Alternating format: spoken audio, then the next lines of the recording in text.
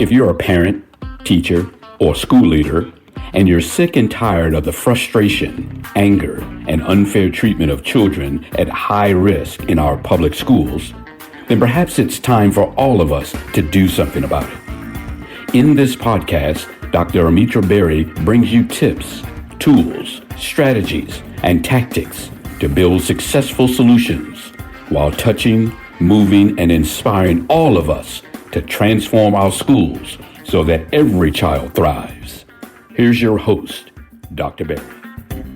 Welcome back, Equity Warriors. Thanks for tuning in to this special episode of the 3E podcast. As you can see, I have a guest today. It is Zachary Cote. He is the executive director of Thinking Nation, which is a social studies education nonprofit based in Los Angeles, California. Now, prior to this role, he taught middle school history at a public charter school in South Los Angeles. So like me, he is a recovering social studies teacher. His writing has appeared in EdWeek, EdSurge, and The Fulcrum. He blogs regularly at www.thinkingnation.org, and he has earned bachelor's and master's degree in history. Welcome to the show, Zach. Thank you so much for having me, Dr. Berry. It's exciting to be here and talking with you. Well, we had such a fun conversation on the pre-call. I've been really excited about actually doing the recording today. But let's start with you telling us a little bit about Thinking Nation. Sure. So my work with Thinking Nation initially began as a classroom teacher. I was teaching 7th and 8th grade middle school. And through some grant opportunities, we began to create this curriculum that really the goal was to empower students as thinking citizens. And I think social studies in particular is so uniquely set up to do that. And yet I think we fail to do it pretty often. And so that was kind of the origin story. And we grew into our own nonprofit in 2020. And since then, our mission is to continue to go through the country to shift the paradigm of what social studies education is, with the chief aim of cultivating thinking citizens and to really harness and leverage the opportunities of the discipline of social studies to equip students to preserve and protect our democracy. Yeah, and we have a democracy that right now really needs to be preserved and protected, don't we? I'm reminded of my job's purpose every single morning. Yeah. Every day. Yeah, I bet. So one of the things I noticed as I was reading on Thinking Nation's website is that you center on historical thinking skills. Sure. And those are causation, comparison, contextualization, and continuity and change over time. I think that's cool. So a lot of people think that history is about chronology. It's dates and it's places, and there's nothing deeper than that. And I know I shared with you that when I taught U.S. history, which I absolutely love teaching, I did it thematically. I had rights and responsibilities, war and peace, so that kids could put things to juxtapose immigration with an IMM and immigration EMI, understanding the differences and those connections. So explain to listeners why Thinking Nation focuses on historical thinking skills. Yeah, so I often tell people that kind of my purpose is to shift the paradigm of social studies education. And the paradigm shift is honestly pretty simple, but profound. And it's just that most people, to what you said, see history as a content that is to be remembered.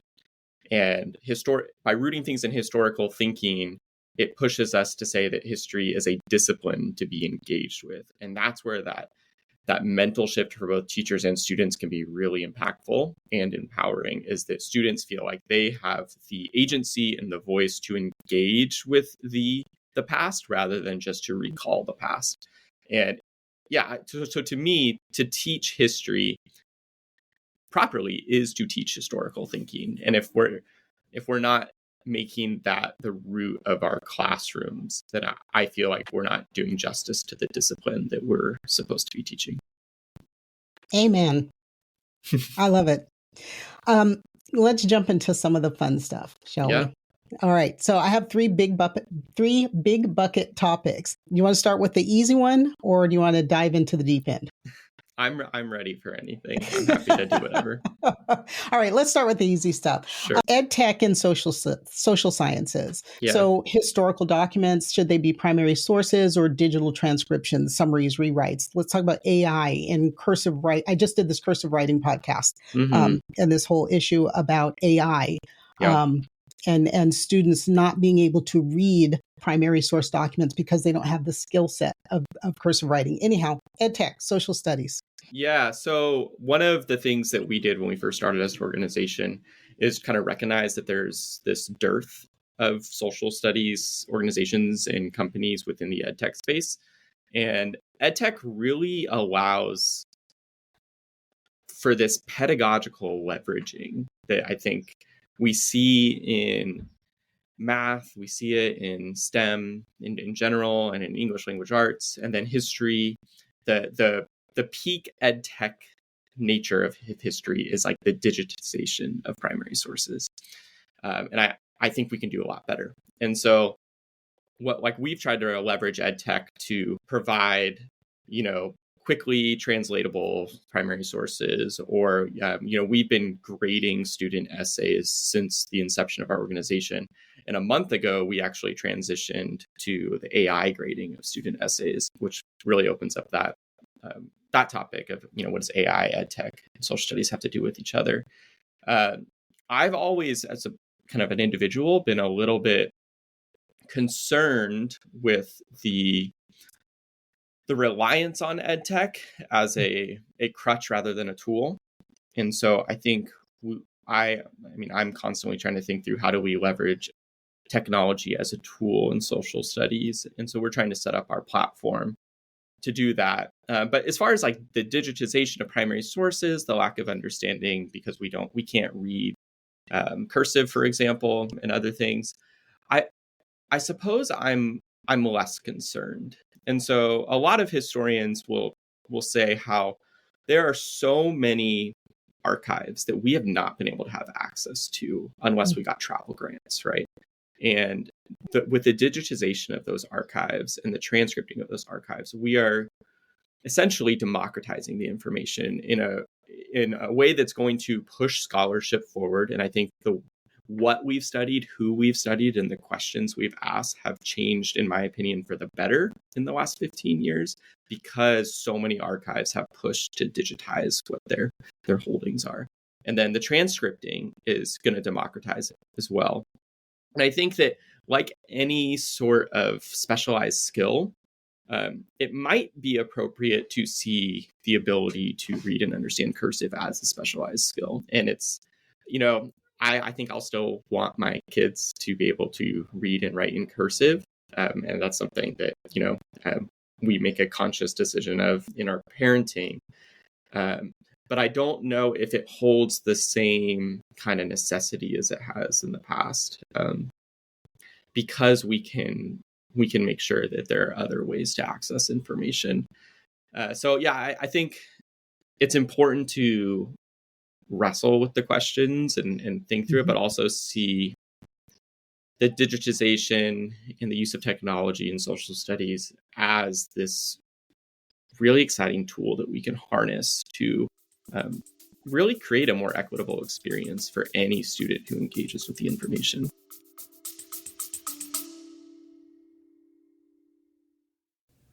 Hey there, Equity Warriors. I want to take a quick moment to share something exciting with you. You know how passionate I am about equity in education, right? Well, I've created a special space, a safe space, where we can dive even deeper into these crucial topics. It's our Patreon channel, and I'd love for you to join me there. Here's why it's so awesome. As a Patreon subscriber, you'll get access to exclusive content that I will not share anywhere else. I'm talking additional insights, workshops like you would get in regular professional learning sessions, resources that can really amplify your impact in education. But it's more than just extra content. By subscribing, you are directly supporting our mission. You're helping to create more valuable discussions and resources that you've come to love. You're part of the change we're making in educational systems. And let me tell you, our Patreon community, it is something special. It's a place where passionate educators and advocates can come together, share ideas, and drive real change. So if you're ready to take your commitment to educational equity to the next level, I'd be thrilled to have you join me. Just head over to patreon.com/3E podcast. That's patreon.com/3E podcast.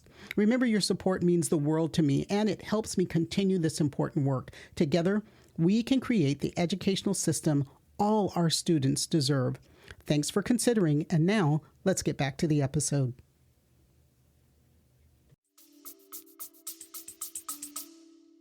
All right. Key word there is equity, right? And the democratization of that content and allowing access, everyone having the ability to access it. I think for me, as I thought about social sciences and California's just mandated cursive handwriting, to which I said, yay. I have horrible handwriting, by the way. Me too.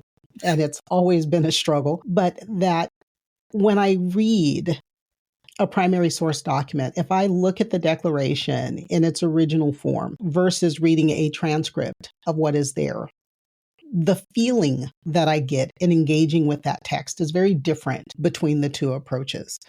It is. We went to the African American Museum at the Smithsonian Museum in DC.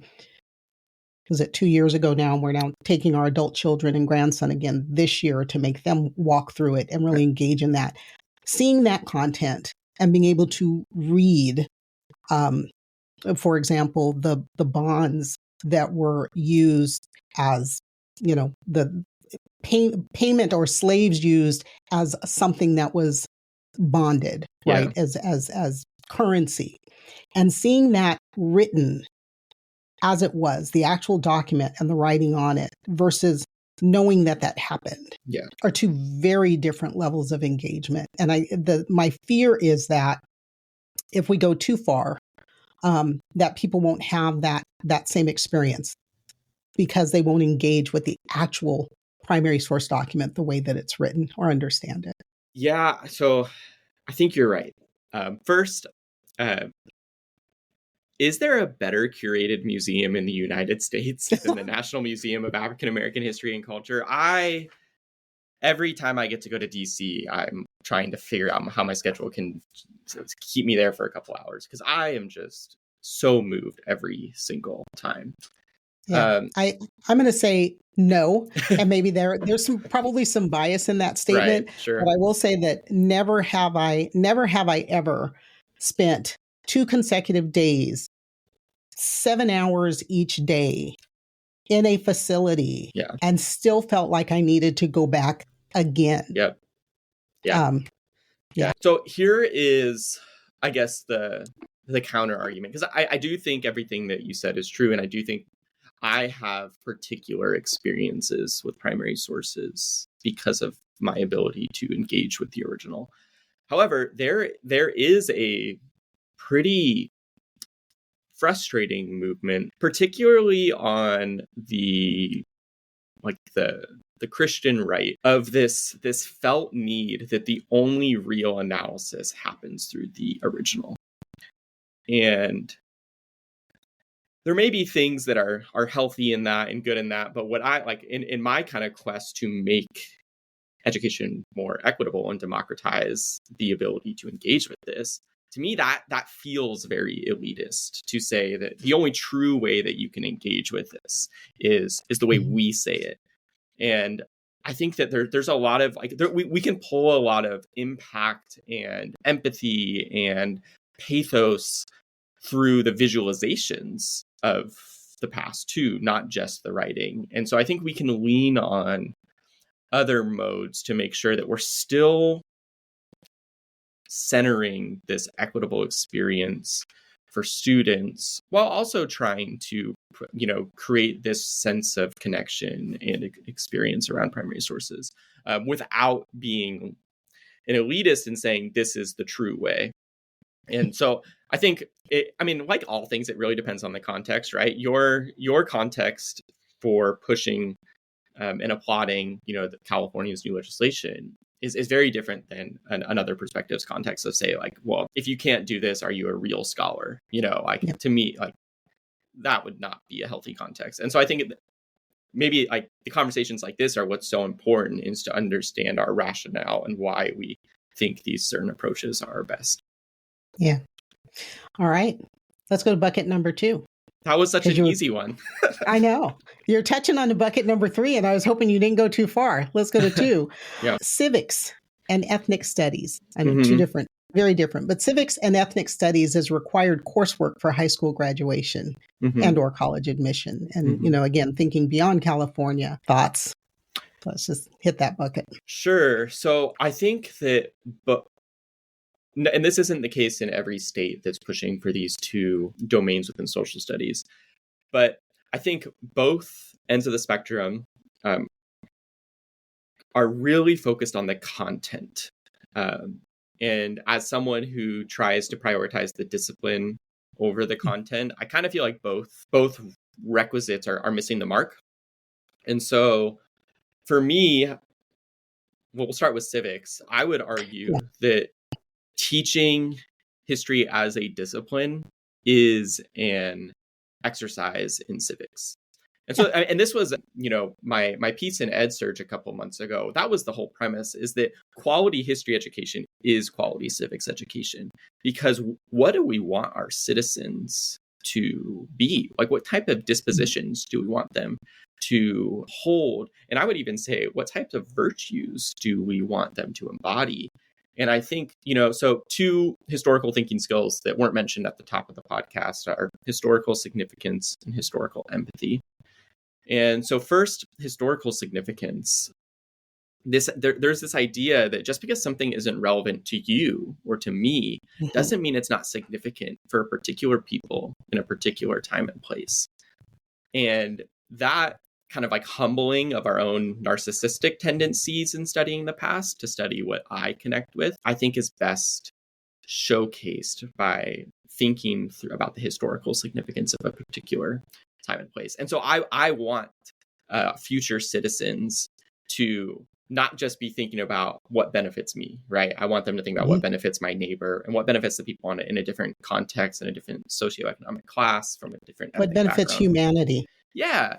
And so that concept of historical significance to me is incredibly civic oriented. And then historical empathy, this idea that we have to try to understand a people from a time and place not like our own.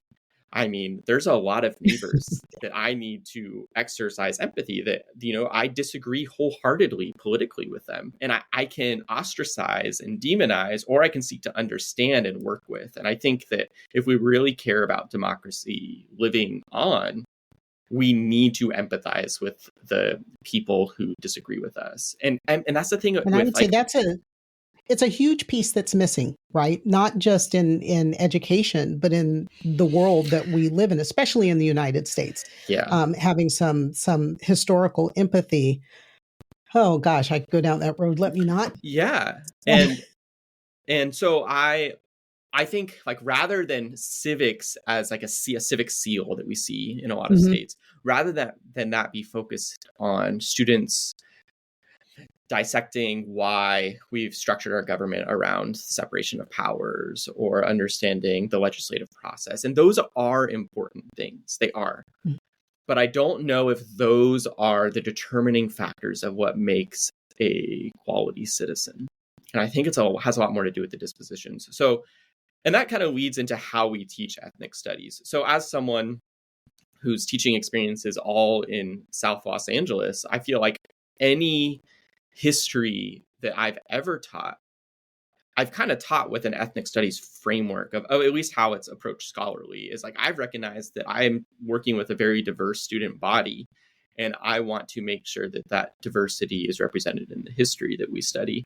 And so, let's explore the founders. Let's read and appreciate and recognize the importance of the Constitution and the Declaration of Independence, and let's engage with the tensions that, all of the first, dozen presidents except for John Adams were enslavers.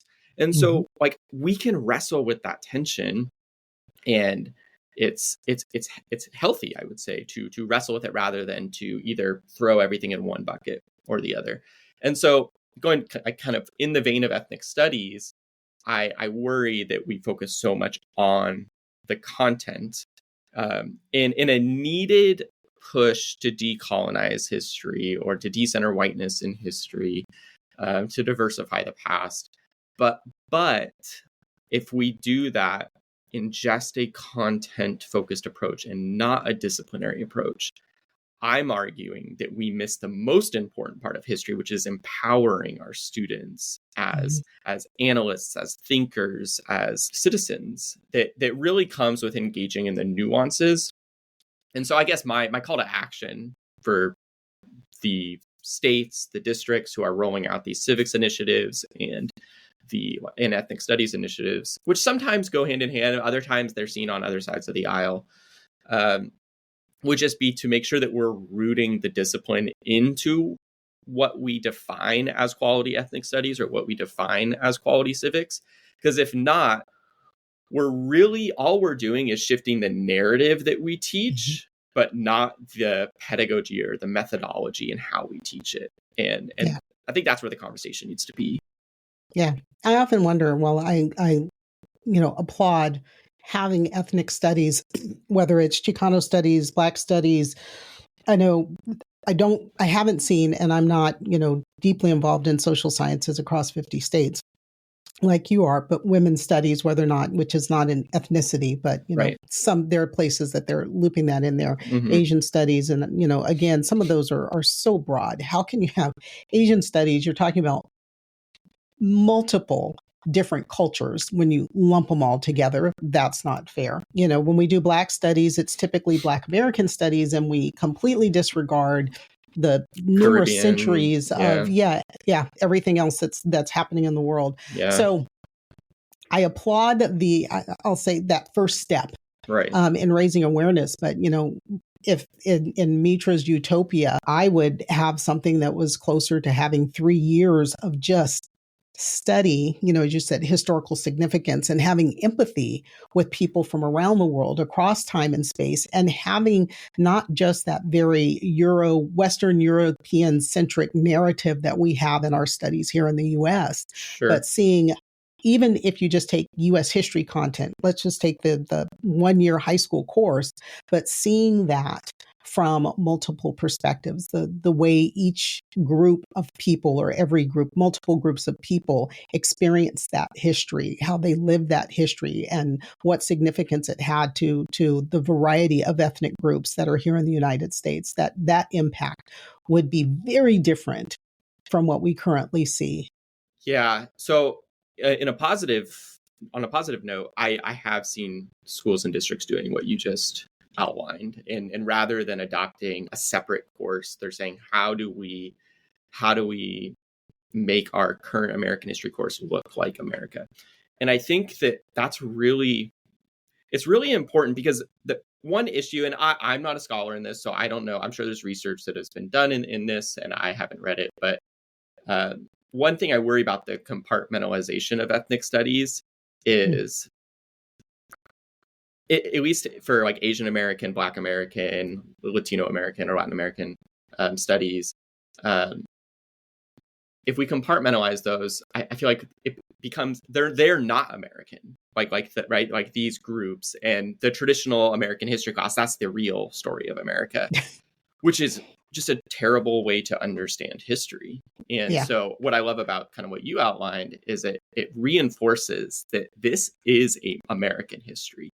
Right? Black history is American history. Latin American history is American history. Asian American history is American history. And I think by putting it into the traditional course in that way, we're reinforcing it. And if we're trying to build a more united democracy, that's the path forward.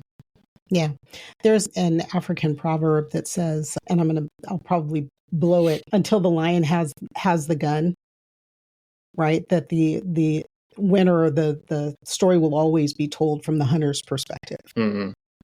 And so, even though we have the different ethnic studies coming out, I'll ask you, have you seen a state where they have indigenous peoples studies? Yeah, I'd say the state I look up to most for indigenous studies is Washington State.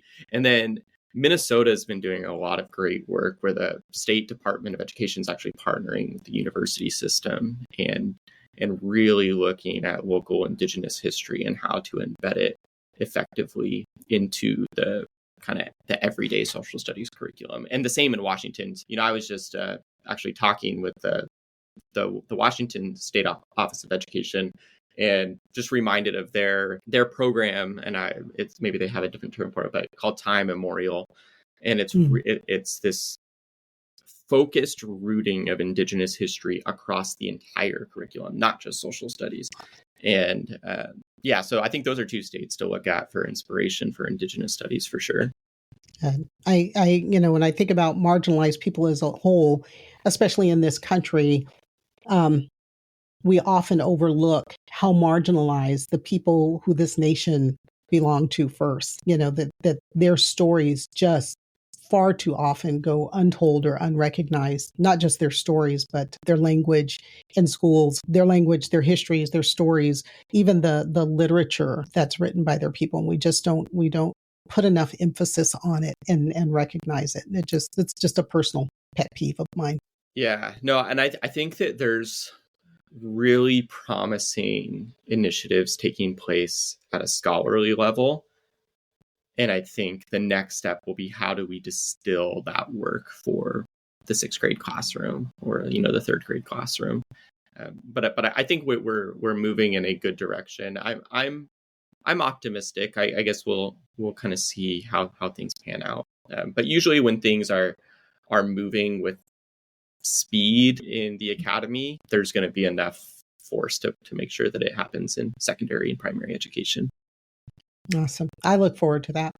All right. 3rd bucket. Let's save the best for last. Bias in whitewashing history. Mm-hmm. You started to touch on that when you were talking about the sort of that religious right, and it's their way, which is a very biased perspective and a very whitewashed perspective as what I see. And, again, I'm not the expert. I see what I see. Sure. That so much of history is being blatantly whitewashed. And I pick on Florida a lot, but it's easy pickings. They're doing so much. So whitewashing of history, especially American history. Yeah. So, it's interesting, and this really doesn't have anything to do with Thinking Nation, but, I grew up as a part of the religious right. I still hold to my faith. Depending on the context, I may seem as individually more conservative than others. And in other contexts, I'm seen as ultra progressive. But so what I've kind of seen with that particular whitewashing, and it's kind of unfortunately forced me to disassociate with who I saw as my people for so much of my life, because kind of what we said biblically versus what we said politically became two very different things. And as someone who appreciated hard questions and thinking through things, it just became so apparent. I started to rely a lot on the scholarship of a historian, John Fia. And he wrote a book called The Evangelical Road to Donald Trump that kind of contextualized that 82% of white evangelical Christians who voted for Trump.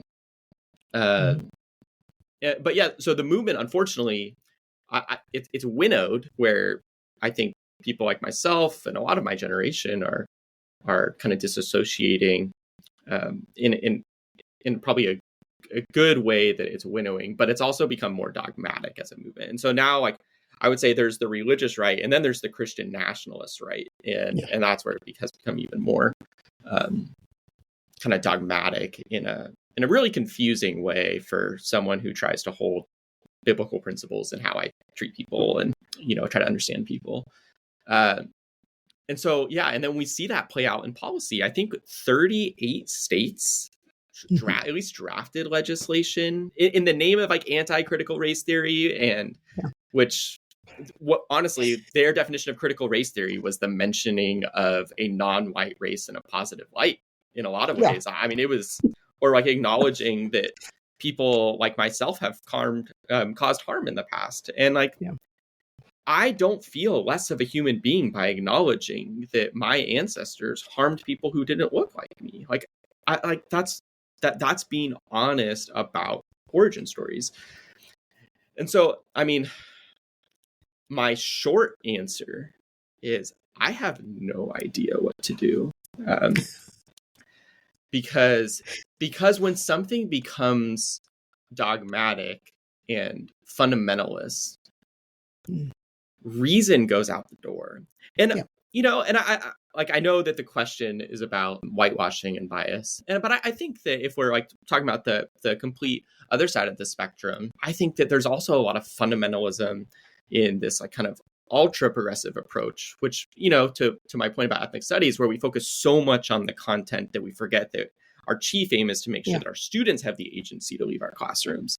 And so on kind of both sides, there's this fundamentalism that is, I don't know what to do because it's really hard to reason with the fundamentalists. And if I'm going back to those biblical roots, like the Proverbs tell me not to try to reason with the fundamentalists, like don't even bother. And so I think the best thing that we've done, now I'm kind of taking off my personal hat and thinking about Thinking Nation, is we've wanted to make sure that our organization can work in any state. And I mean, currently, I don't think that's possible. But I do think because we focus so much on the discipline and historical thinking, right now, the two largest states we work with, or we have the most students in, are Texas and California. And politically, right, those are very different understandings of what history should be. But one of my kind of things is if we can equip teachers to empower students with the discipline of history, now, even if the student has, and I think these are few and far between, but if they have this fundamentalist teacher who they see their aim as to tell the narrative they think is right, hard stop. If they can embed, or if we can kind of switch the script so we're rooting the course in the discipline of history, that student at least has the tools to ask good questions. And I think that might be the most we can ask for, is if we can equip the students in social studies to ask good questions about the history they're engaging with. Like if you learn that George Washington owned Mount Vernon, like if we can just think about contextually, how was it run? Right? If a student can ask that question, how was it run? That is enough fuel to find the complex answer that I think we need. Yeah. Or even if they ask the question, well, how did he own it? Who did he buy it from? Absolutely. Right? What gave him ownership? But as we would joke in my home, can't have them kids thinking. Right. And when you talk about California, Texas, and born and raised in California, taught in California, now living in Texas and seeing the things that are happening here, there are in the largest districts in the state, you have a group, they're led by people who understand that type of thinking needs to happen. But then you get into some other places, and certainly at the State House, where they believe it shouldn't happen. That, that's where that woke stuff, as they say, can't have any of that woke stuff or any of that race talk. So Texas is a very interesting case in that regard because of that dichotomy between the largest districts that serve the most students of color, and the ultimate control in the State House. But having kids have is what you're teaching, those historical thinking skills and understanding it as a discipline and asking questions, we're not talking about history to memorize names and dates and places and get rid of that crap, but to ask the questions about how did that happen? Why did that happen? What made that possible? What did fuel the economy of 19th century America, or even 18th and 17th? When we start asking those questions, it goes beyond, here are the great things that America accomplished, or the great, inventions of the time and industrialization, whatever it is we're talking about. But how did they get there? And those are the questions that some people don't want asked, because then you have to tell the other side of that story. Yeah, I think just more of us need to be okay with complexity and nuance, because I'm all for acknowledging great initiatives, great inventions, great legislation, great people even that are still fallible. But if I'm not also asking questions that complicates my understanding of whatever that topic is, then I'm really not doing history well. And history, the aim of history is not to tell a particular narrative.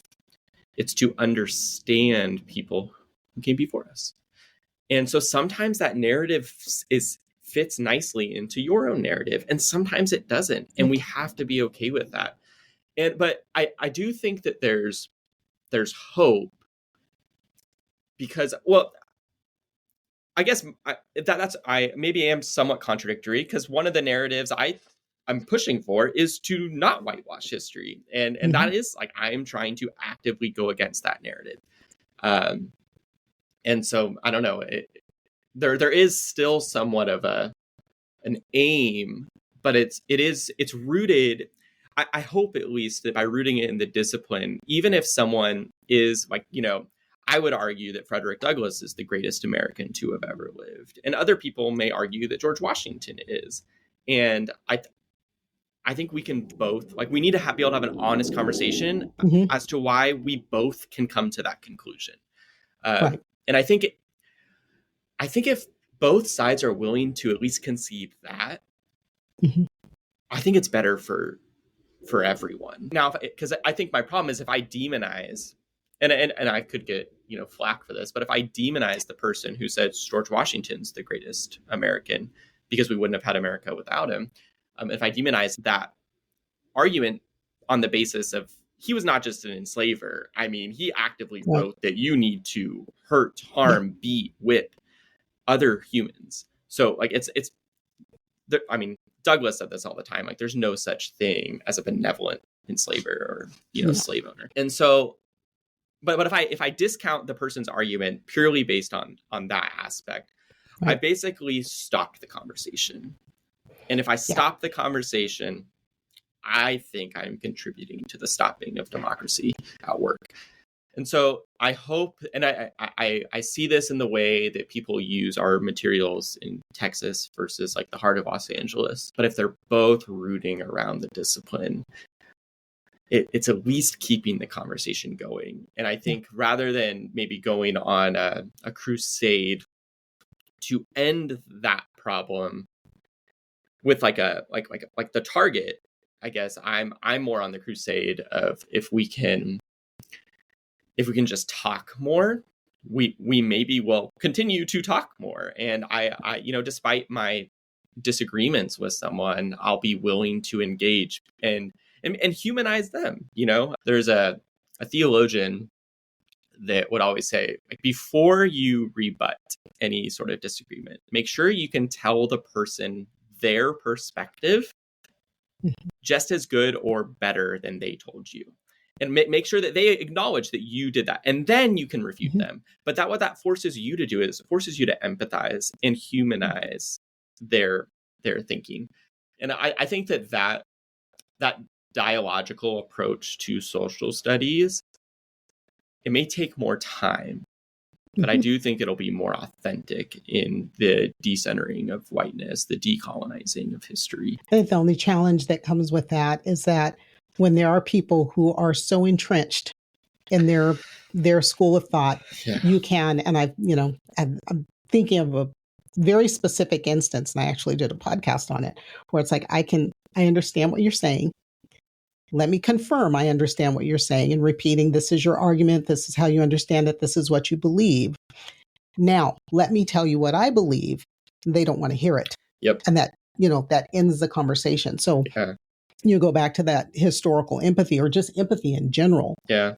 Having the ability to listen to someone else's perspective. And I talk about cognitive humility, just recognizing that your way may not be the only way, and being open to understand other people's thoughts, their belief system, and how they see things is a good way for us both to learn and grow. It doesn't mean that you change and you agree with them, but you at least listen and understand what it is that, that they believe and where they're coming from. Yeah. So, and that kind of goes back to my initial answer is I don't know what to do, because you're right. Like there are people, and I'm thinking of, so I pulled it up because I want to read it. So I read the introduction for your new book, and you had this line, and I'm going to read it. Is you wrote the idea that people, both children and adults, are merely empty vessels into which we can pour information smacks, in my humble opinion, of elitism.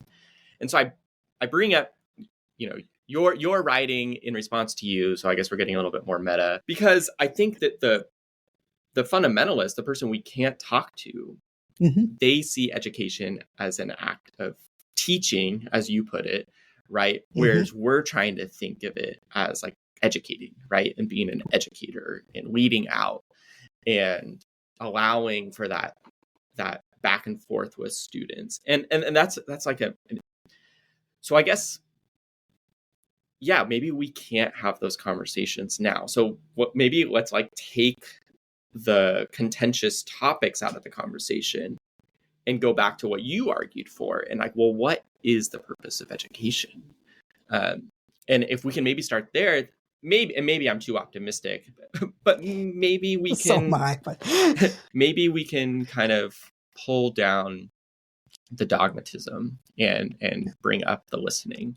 And so I've been doing a lot of work with the Civics Now Coalition. There's a little over 300 of our organizations that are really just trying to think through how do we preserve and protect democracy, essentially. And one of the organizations is called Listening First. And so I've been sitting on like an AI working group with that Listening First has been leading. But their whole organizational existence is to bridge, right? They're part of this bridging movement, and their approach is to listen first. And I think there's a lot of us that are trying to think through it, and because the stakes are going up, I mean, I am not, as much as I'm saying I'm optimistic, I'm not optimistic about 2024 as a polarizing election year. But there's so much of us that see the real high stakes, and we are pouring our individual and organizational efforts to try to equip and help, prevent democratic catastrophe. But we'll see. I will applaud you on that effort. Those are our 3 buckets. So I have one more question for you. Sure. And that goes to my sign off, that paraphrase from, I call her the great Dr. Angela Davis. And I say that every week, hoping that one day she'll actually hear about it and want to come on my show. But she said, I'm no longer accepting the things I cannot change. I am changing the things I cannot accept. So I ask each guest, what is the thing that you cannot accept? And what can listeners do to support a change to that effect?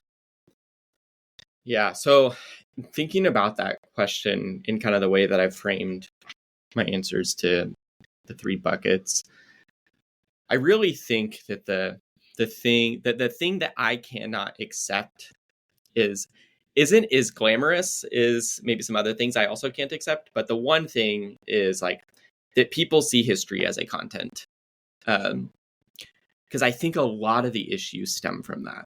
And so the one thing like I'm trying to change, and this is why I say I'm constantly trying to shift the paradigm of social studies education, is I think that if high level district leaders, principals, teachers, everyone can see what the social studies classroom is a discipline driven classroom, I think a lot of the woes can be mitigated.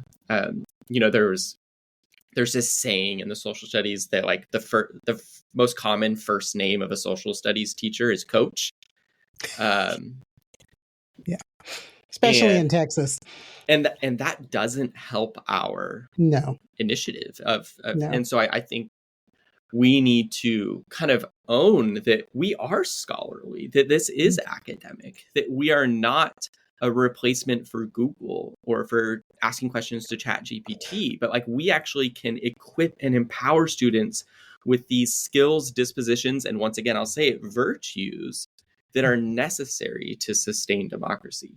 And I think if we lose that battle, I think the importance of what is taught in history, of the equitable practices that hurt the most marginalized students, those go thrown away too. I think the politicization through legislation that is incredibly unfair to what history should be taught, that's also out the window. And I think a lot of those issues can be solved just by this like mental shift of like, this is a discipline, and a discipline is something you engage with. If you and your students aren't engaging in the analysis of the past in your class, you're actually not teaching history. No. You're reciting encyclopedic information. And even if the narrative is wholesome and good and great, you're still not teaching history. And I think that's a problem. So that's what I work for. That's what I will continue to work for, is that shift towards disciplinary thinking. Awesome. I love it. Ladies and gentlemen, my guest today has been Zachary Cote, Executive Director of Thinking Nation. They are at thinking_nation on social media, www.thinkingnation.org. And we've got Zach's contact information down in the notes. Zach, I want to thank you. This has been not just fun, because I love the subject matter, but enlightening. And so I hope that the equity warriors that are listening are encouraged to find out what's happening with social studies, social science education in their neck of the woods or their neck of the world. Find out what's going on, get involved, stay involved. We've said it sort of through this podcast, but don't forget to vote. It's a very scary time in this country and in many countries around the world. Yep. Don't just vote for president, but make sure that you vote all the way down the ticket and take someone with you who might not otherwise go to vote. Attend those local school board meetings so that you can be informed, and advocate through social media. Follow me across my channels, like, share, subscribe, continue to join me each week. And as always, don't worry about the things you cannot change. Change the things you can no longer accept. And I'll see you next time. That's it for today's episode of the 3E Podcast. Head over to iTunes and subscribe to the show.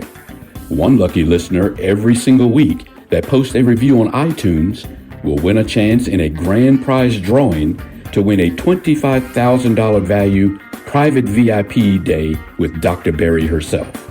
Be sure to head over to 3epodcast.com and pick up a free copy of Dr. Berry's gift. Then join us on the next